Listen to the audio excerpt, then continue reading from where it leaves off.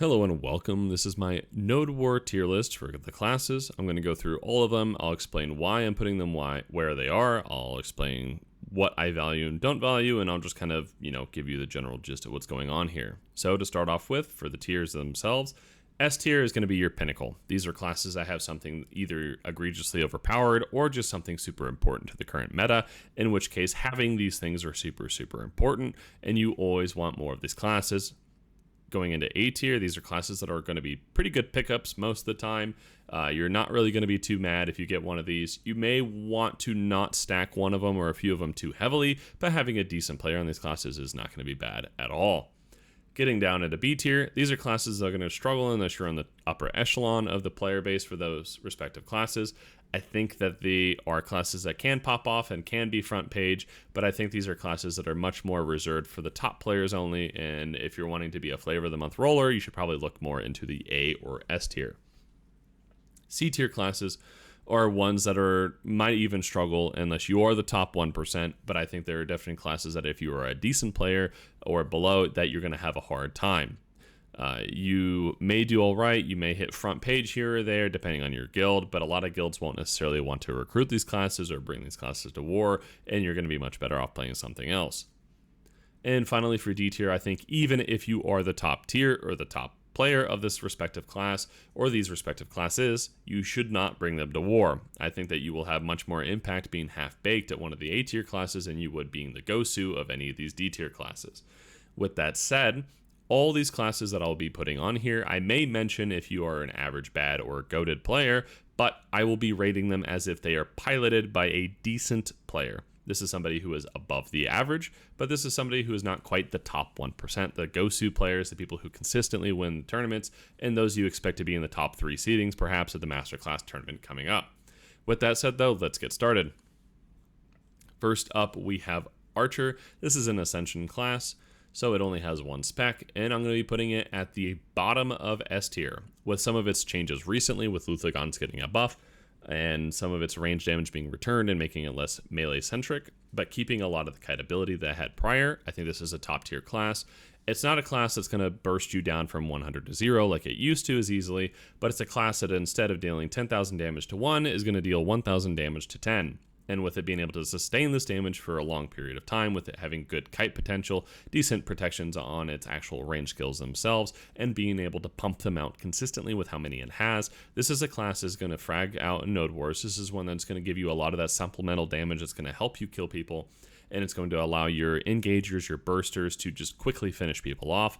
And so I think having a few of these decent or good archer players is going to be very, very helpful for your main ball. You might want to put one on flex, but I think it would be better served in main ball. Next up afterwards is Awakening Ranger. I'm going to be putting this as sort of the gatekeeper of C tier. This is a class of, if you are absolutely the top 1%, you can perform in this class, sure, but if you're a decent player below, I think you're going to be very lackluster, and a lot of guilds aren't going to want to have you. There's a lot of classes that are just going to be way more impactful and just way better at what they do, and I think it just kind of has fallen off because of it just being old. Afterwards, we have Awakening DK, which is going to be our first D tier class. This class used to be a lot better, but it's just kind of fallen off over time. I think that it needs some serious buffs, maybe in the damage department, maybe in some of the protections department, but I think it's a class that has very much fallen off, and this isn't really one that I would recommend playing. Back up the tier list, we go a bit with Awakening Guardian. We're going to put this in the top of B tier. This is a class that is decent to bring. I think if you're a decent player, you can be impactful with some of its CCs and damage and utility, or less so utility, but more of its CC and damage, especially with it being like a heavier engaged class. I think it's fairly easy to play. As a decent player, I think you can get away with doing this class, and you can probably perform pretty all right. I think as a top tier Awakening Guardian player, you're going to actually perform very well, but just as a decent player, I think in the B tier serves it right. Afterwards, we have Awakening Hash, which is going to be our first A tier class. I think roughly in the middle of A tier is where it belongs. This is a class that has decent damage, decent movement, decent AoEs. It's got a nice 100%. I think this is a pretty good all-around class, and when piloted by a decent player, they're going to frag out fairly consistently. I think a really, really good Awakening Hash will consistently be at the top of the charts, but a decent one will probably be at least a middle of first page. Next up is going to be Awakening Kuno, who is going to be at the very bottom of B tier. They are just missing a lot of things from pushing it up the ranks. It has a lot of a little, but nothing full. It's not the best of anything. It's not even the jack of all trades. It's just got a bunch of all right things. It's basically just the tiered down thing of Awakening Hash, where it's got some nice things, but there's nicer. There's classes that fulfill the role better of what it needs to do, and as such, I'm going to be putting it in kind of the B tier category. Afterwards, moving down the ranks again, with the very bottom of D tier being Awakening Lahn, even after its recent buffs. I think that moves it out of D tier, but just barely. I think this is probably a pretty good small scale or skirmish class. You could easily put this thing on cannon team or cannon defense team, and it would probably do okay. I would still pick a lot of other classes outside of this one to fulfill that role, but I think if you're really, really good, you can succeed on it. But if you're just a decent Awakening Lahn, I think you're going to be struggle busing to find a new home. And talking about struggle busing, next up, the class that PA forgot exists is Awakening Maehwa. I think at some point in time, this class was on the list that PA decides to buff and nerf, and for some reason, the intern accidentally deleted it off the list. This class is in a very poor state, and it's going to stay in D tier. Next up is Musa, Awakening variety. I'm going to be putting this in the upper parts of S tier. This class is very, very protected. It's got very, very good movement. It's very high damage. It's got a little bit of some skill things for it, such as using dash slash and unprotected KD that does a tremendous amount of damage. It has some forward guard skills that do some pretty good damage. So there's a lot you can squeeze out of this kit as you get into that decent player or goated player territory. It's got about everything you need for a melee fragger. The only thing that it kind of gets screwed over on is it's very, very susceptible to vacuums, and it's very, very susceptible to hit stutter. But even with that in mind, if you play this thing like an absolute buffoon, only using the protected skills, you'll probably still do all right with it. And when you start getting into that skill check and being a decent player using the unprotected dash slash or using some of the forward guard, you're going to start popping off. And right next to it is going to be the Awakening Mystic. This is a class that you don't want a ton of in your main ball, but having a couple of them as the big meatball engage is going to be very, very nice. They have good vacuums, decent damage. They're very thick in both cases. And it's going to be nice to have a few of these in your main ball. I think having a couple of these in your flex team can also be quite good. I think they fulfill that role quite well. So it's kind of a either or, whatever you want it to be. Afterwards, we have Awakening Ninja. This is going to be towards the bottom of B tier. I think this class has kind of just fallen off a little bit, especially with the meta being so protected right now. A lot of what it was good at has kind of fallen off, and I think that there are other classes that fulfill the role better.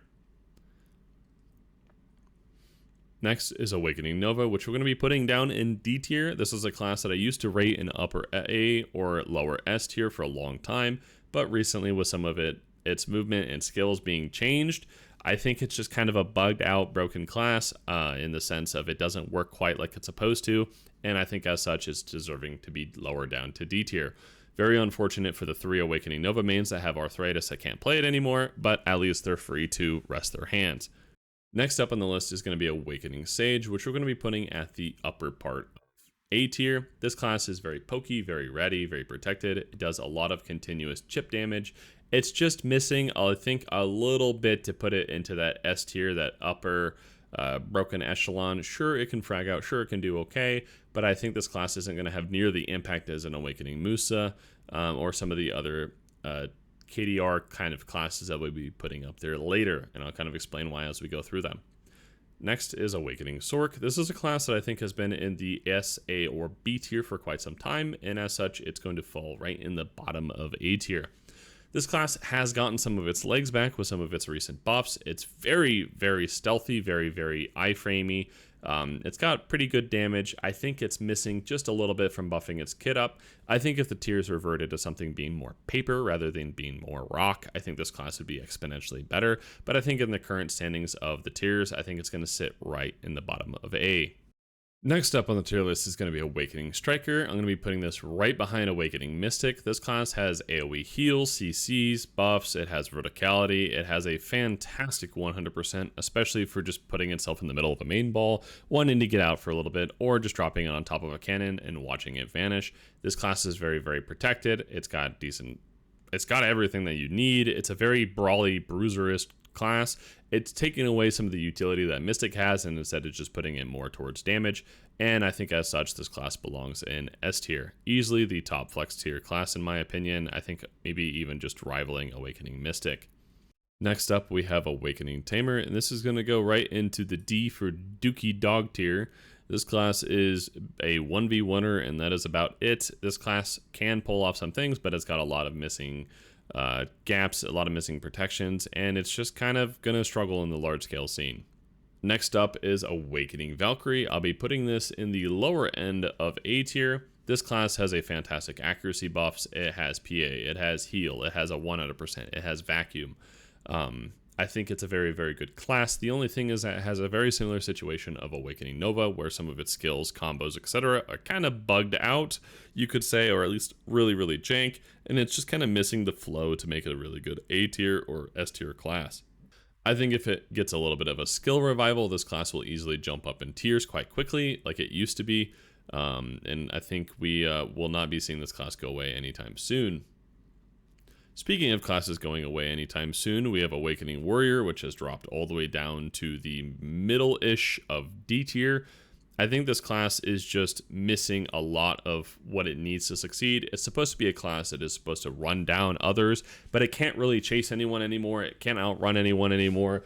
It has a grab and a Q block. The Q block's rather weak. It's just kind of missing everything it needs. It doesn't do its apparent role, and even if its apparent role was strong, I think it's just kind of missing from the current meta. As such, it'll be down in D tier. The next A tier class is going to be Awakening Witch, is going to be in the upper echelon of A tier. This class has pretty good protections, pretty good DR while in SA. It has heals such as and utilities such as PA and Speed Spell. This is a class I'm going to be putting right up here. This is one where if you double TP dive with this thing and you get a CC or two, you are going to kill them before you die most likely, but you might have a little bit of a hard time getting out, which is why I'm putting it in A tier outside of S tier. If they give this class something like an egregious movement, or just a little bit more legs, I think this thing is going to be completely unhinged. And kind of coupled up with it, its male version is going to be right behind it as Awakening Wizard. Very, very similar. I think Awakening Witch is just a little bit better. Awakening Witch is less played by all means because it's just been bad for so long that now it's finally decent. People aren't necessarily rolling to it, especially if they've been playing Awakening Wizard for quite some time. Next up, we have the class that was gimped by the removal of mouse movement. I'm going to be putting Awakening Zerker in the middle of B tier. This is a class where if you play this thing like a bot, with just Titan and Buster, you're not really going to have a good time. But if you know how to use the actual class and you're a decent player, I think you can still pop off. Ancient Wave does good amount of damage. Slug does all right amount of damage. It has an okay escape. It has protected movement. It's getting a protected flow with its spacebar, and it has that range support, so it can kind of just pick off people here or there, or just toss in some occasional damage. But it's missing just a few things to put it right back to the upper tiers it used to be in. Next up is Shy. The most egregious cancer on the entirety of BDO is going at the very top of S tier. Realistically, we could put this thing in the triple S, triple plus class or tier on its own, but it's just easier to put it at the top of S. This is the Teemo of BDO. No one likes this little short shit. All it does is buff people, heal, and CC. It's super annoying. If you don't have this class in your ball, you're going to get absolutely shredded by anyone who does. It's absolutely mandatory and everyone runs it. Afterwards, still in the S tier, popping itself right next to Shy, is Succession Corsair, and I think this is probably going to be one of the more debated classes that I put it into S tier. My reasoning for it is its damage is a little bit more on the lackluster side. I don't think it's absolutely horrific, but it's definitely not going to be a top fragger by any means. But where its strength comes in is its ability to scout, engage, and heal. It's got absolutely fantastic movement. It's going to be able to get into the ball fight before anyone else, especially with a lot of being iframe and phasing, meaning you're not going to get stuck up on players.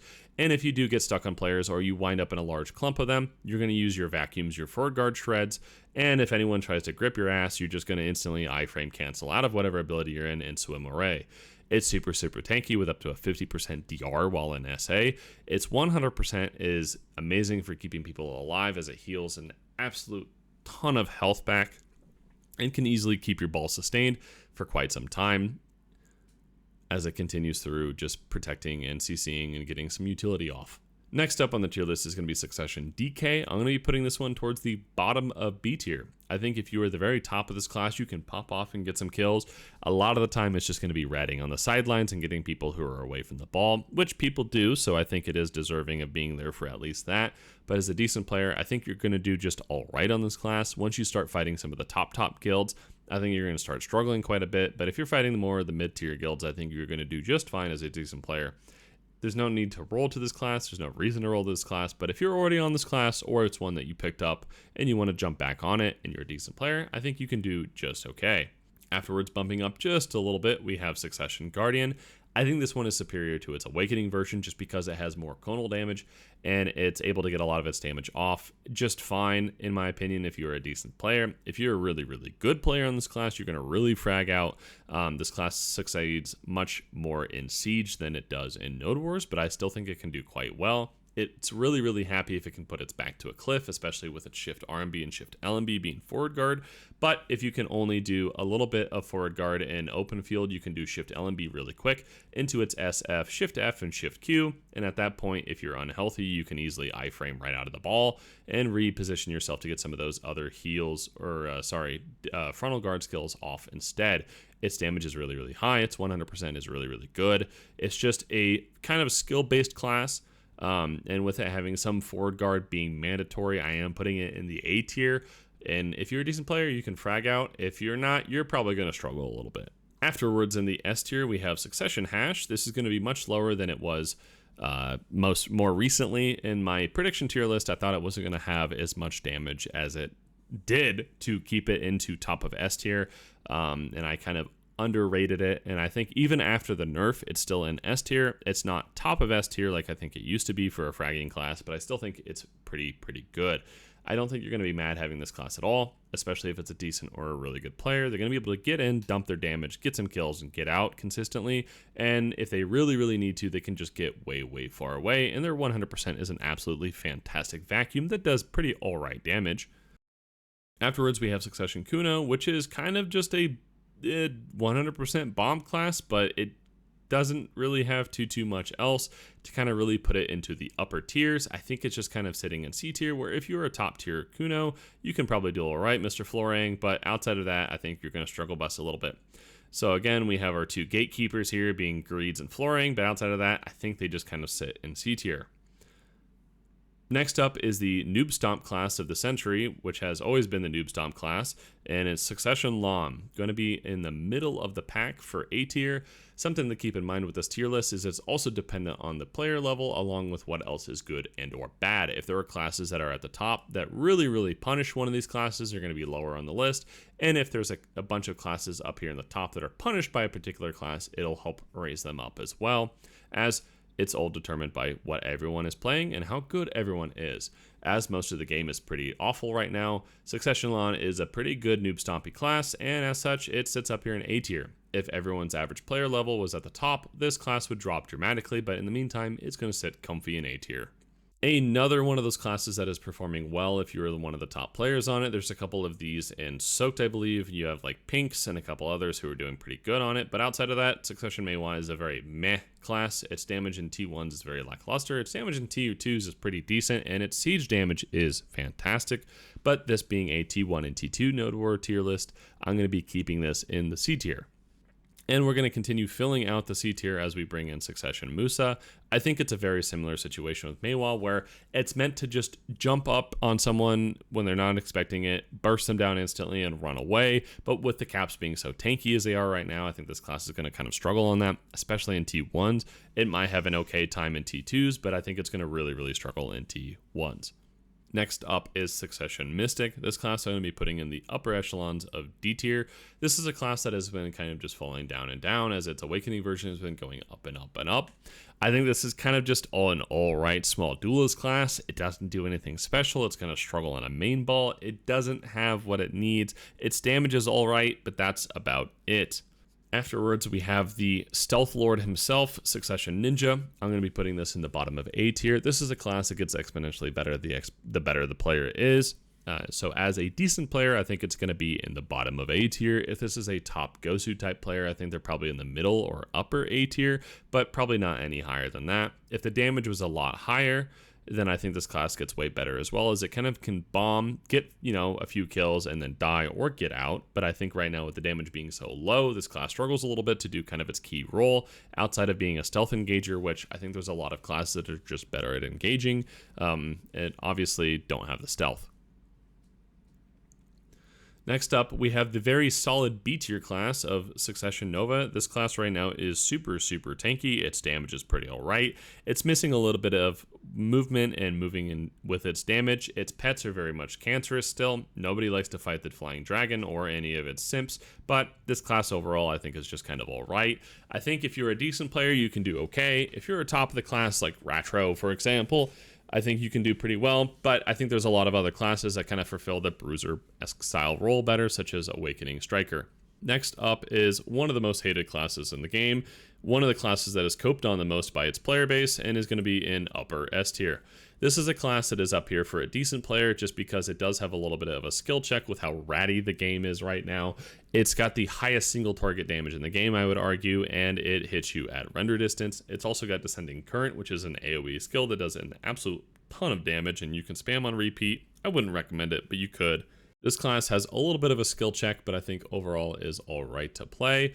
I think if this was the top player base, this class moves up a few tiers, but because this is for decent players, I think it sits middle comfy, especially with how rat heavy the game is right now. If the damage was a little bit higher, or if rats fell a little bit on the tier list, I think this class continues to bounce its way up.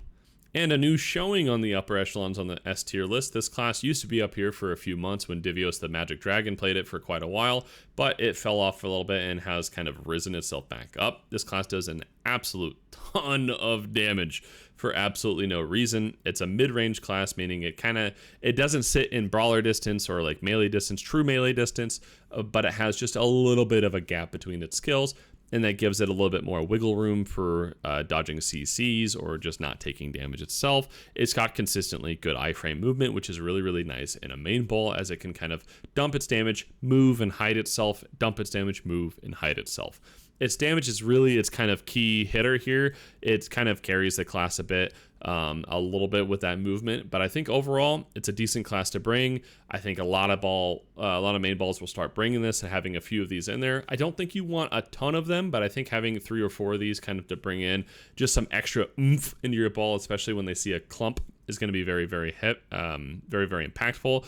I think it's going to be kind of the opposite of Archer, where instead of hitting a ton of people for a little bit of damage, it's going to hit small clumps of people for an absolute ton of amount of damage. And it's kind of just a better version of Succession Guardian in terms of how it plays in its role.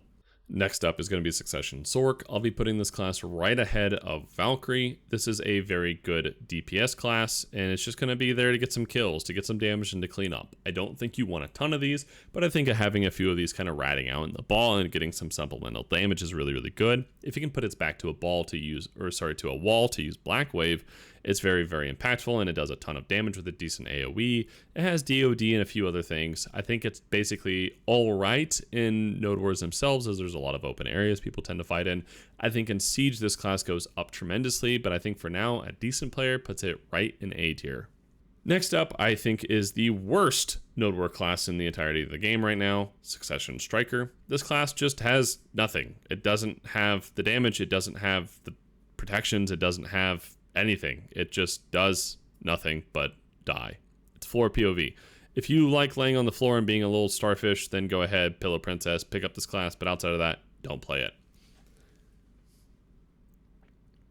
Next up is Succession Tamer. This class is going to be sitting in the middle of D tier. Sorry, Wushu, you cannot play the Horse Tamer anymore with both of these classes being what they are. This class is kind of just dead in the water. Its only thing that it has going for it is Roar, but I think even then it's kind of lackluster. Its damage isn't high enough, and it just doesn't have really anything to pop off.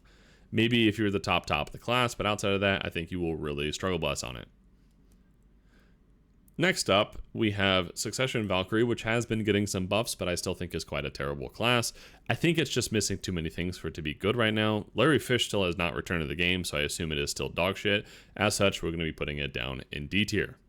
Next up, we have Succession Warrior, which we will putting in near bottom of C tier. This is just kind of the slightly better version of its Awakening, where it has some AoEs, it has some damage. It's pretty tanky, but outside of that, it doesn't really bring anything to the table. Sure, it has a grab, but it just doesn't have any of the things it needs. It's kind of just been left behind. It hasn't really gotten anything that it needs to keep up with any of the classes since its rework in 2021.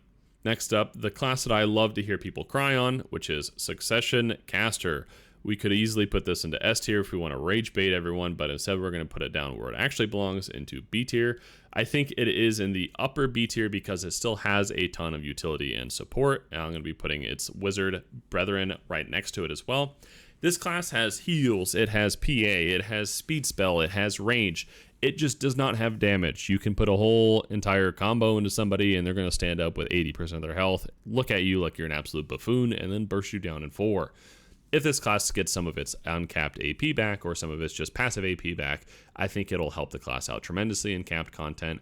Maybe it just gets some percentage damage increases, who knows what. This is a class that it just kind of needs one thing to succeed, and it doesn't have it right now. Following Succession Caster, we have the biggest class in the game by terms of just sheer size is going to be Succession Zerker.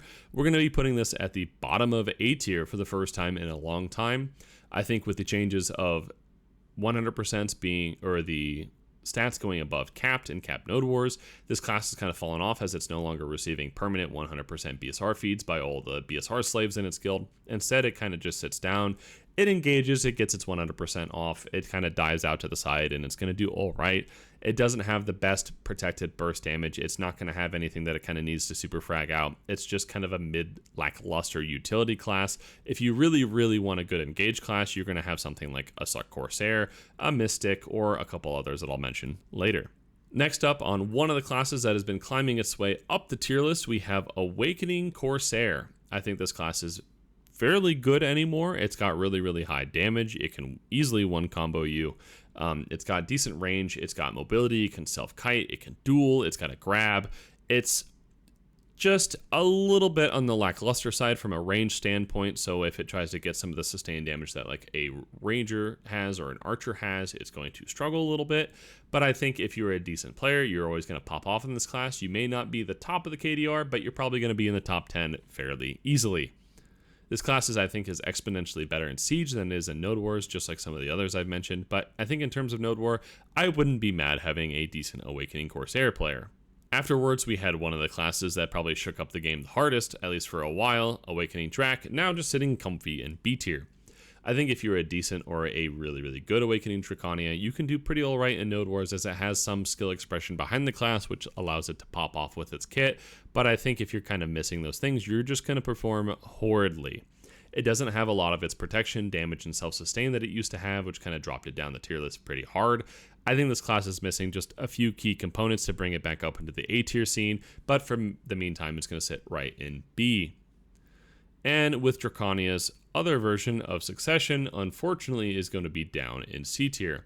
I think sitting just ahead of Succession Warrior, playing a very bruiser-heavy engaged class. Unfortunately, it's missing a lot of the damage that it needs to succeed. Even with its ions up, it's going to struggle bus to get some of the damage that it needs to really, really perform. This is a class that, sure, if you're one of the top players like Tass, you're going to be able to do just fine on it, but outside of that, as a decent player, I think you're going to do okay at best. Afterwards, one of the classes that made me almost rage quit the game at one point in time, we have Succession Maehwa. I'm going to be dropping this down a little bit on the S tier, but it is still very much up there. It's got decent damage. It's got really good range. It's got one of the best 100% in the game. It's going to kite forever if it really, really wants to. This is a class that when you get into that decent category or into the top tier category in terms of skill on it, you're going to perform at the top of your guild almost every time. You may not be number 1, but you will definitely be in the top 3 to 5. This class is just very, very skill expressive and very, very good.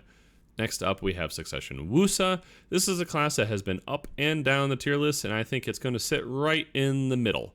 It's basically carried by its Reflect. If it didn't have the HP Reflect, I think this class would probably be down in C tier, maybe even D tier, but I think in the meantime it sits right in B because of the Reflect.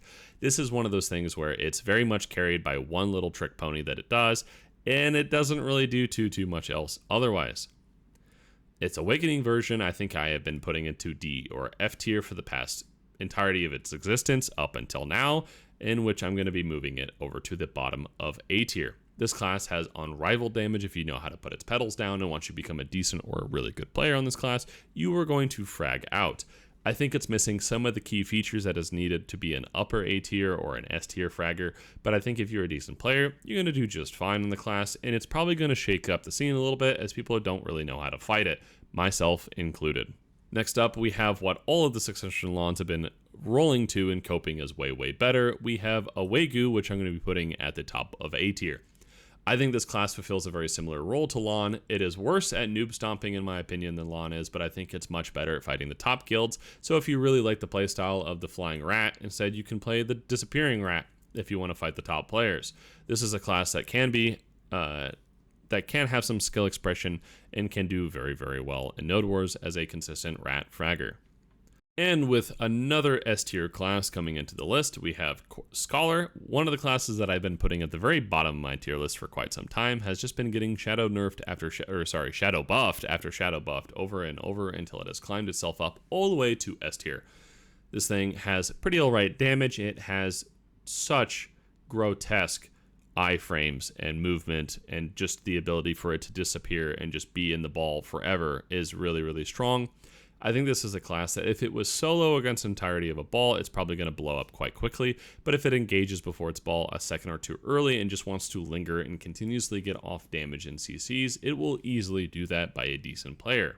And now we have a class that was S tier at one point in time, but has definitely fallen down after the repeated nerfs to it. We have Awakening Dosa, which I'm going to be putting into the lower port of B tier. It's using a lot of its fire skills a lot more than it used to, and it's just missing some of the key points that it used to have that made it kind of overpowered. It's still got a fairly decent kit. If you're a decent player, you'll do all right. It's just kind of missing the key features. I had to put it into A tier or S tier. With that said, though, its Succession version has been climbing up the ranks and has actually gotten to a really, really good point. I think we're going to put it near the top, if not the top of A tier. Fairly protected, it's fairly movable, it can get behind forward guards really easily, it can kind of switch positions, dump its skills, switch positions, dump its skills, and then kind of get out if needed. I don't think it's the absolute best for getting out, I don't think it's the absolute best rat in the game, and I think some of the classes up here fulfill the role a little bit better, which is why I'm going to be keeping it down in A tier. Next up, the Mosquito that has the giant rocket launcher that is Deadeye. It's probably the best fragging class in the game right now. It continuously moves, continuously does damage. It's super, super annoying to catch. It's very, very protected. It's very, very good. Even after its nerfs, it's still very, very good. It's not going to be able to have some of the burst range damage that I had prior, but when it gets up in your face, it's still going to do just fine. And if you get low on it, you're just going to swing away. This is a class that needs seriously tuned down or some changes in its kit before it's going to be anything but broken. And speaking of broken, we have probably the most broken class in the game. And no, I don't mean by how powerful it is, but instead I mean by how fundamentally unstable it is. It constantly falls out of the air when doing skills and not interacted with. It doesn't really know what damage is in PvP. It kind of thinks it's a giant wet noodle fight and that you're at the playground pool. So Wukong, unfortunately for you with your lackluster damage, in the last class to be rated on the tier list, we're going to be putting you down in D tier. With all the classes placed in their respective spots, key reminder that these are classes that I'm ranking based on if they're played by a decent player. This is for their Nodewar impact, so this isn't something that is just for fragging or just for utility. It's a kind of a combination of all the above. Some of the classes like Succession Corsair, Awakening Mystic, even Suck Ranger, you don't want a ton of these classes. You want a few decent or good players on them, and then they're going to perform very, very well. Some of these classes are easier to play than others. Awakening Musa being an easy class to play, and Awakening Hash being a harder class to play, and ranging all the way down to Ninja, which is a very, very hard class to play. I did not rate these by how hard they are to play. I don't think that's something to kind of worry about when doing a tier list based on how classes perform. If you start to get into one of these classes, it's going to be very apparent very quickly on if they are easy or hard to play. So once you start diving into them, that's kind of up to you to decide if you want something that's going to take some serious investment or a little bit of investment to play. And with all the classes placed in their respective spots, this is where I'm going to keep the tier list for now. I may have updates that I'll toss into the Nodewar hub, and I won't always make a video for it. I just kind of wanted to make this one to explain why I'm putting classes the way I am. And if you have any disagreements, like if you do not value vacuums or heals or PA or utility, then you can move classes down on your own personal tier list. Or if you value some things way more than others, you can move classes accordingly as well. This is just to kind of give you a fundamental understanding. And if you're looking to roll to a new class, you have this kind of brief overview on what they do, what they're good at, what they're bad at, and if you might want to play in that play style. And that's going to be the video for this time. This was originally recorded on October 15th, 2025, and it is now October 17th of 2025. I'm just kind of doing a post edit and cleanup at the end. As I've already talked about earlier in the video of like this is going to be very dynamic of a tier list. Things are going to change. It's already happened for Deadeye on this week's Global Labs. They're changing some of its iframes to super armors and super armors to forward guards, which is very, very needed for the class. It's in a very overtuned state at this time. But as such, keep in mind in the future for your own internal tier list for whatever you want to roll to on what these classes are kind of good at and what these classes are kind of lacking, as I've tried to do my best and mention in this video, and obviously that could change in the future. Maybe Awakening Warrior gets some super armors on its movement and it gets some of its pull revive damage back, in which case its weaknesses are not the same as they used to be, so the older this video gets, the less and less relevant it'll be. I do continuously update the tier list, and I'm not going to make a video every single time, just because it's a lot of work for just every single week, and I don't think it's very much worth your guys' time to watch a 40-minute video on such a thing. Instead, you can go to the Nodewar hub, and I'll regularly keep a macro updated with my newest tier list, which I'll try to keep updated. I do update it regularly live on my own Twitch channel at twitch.tv/Johnny5. I do this so that way I can get your guys' clips, VODs, feedback, input, suggestions, ideas, etc. I used a good chunk of the clips that you guys send me on the regular in this video itself. They're very, very helpful for giving myself reference on what classes can and cannot do, what they're good and bad at, and it's also very beneficial when I can watch these live on Twitch or post them in a YouTube channel or YouTube videos, because it allows you guys to also see that stuff as well. With that though, again, anyone's opinion on anything, whether it's a tier list, play style, guide, whatever, take it with a grain of salt. Use your own brain the best you can and do the best to your ability. Everything is just a little bit of a launch pad to get you going. That's what this video is for. It's meant to be a little bit of entertainment, a little bit of what do I want to play today.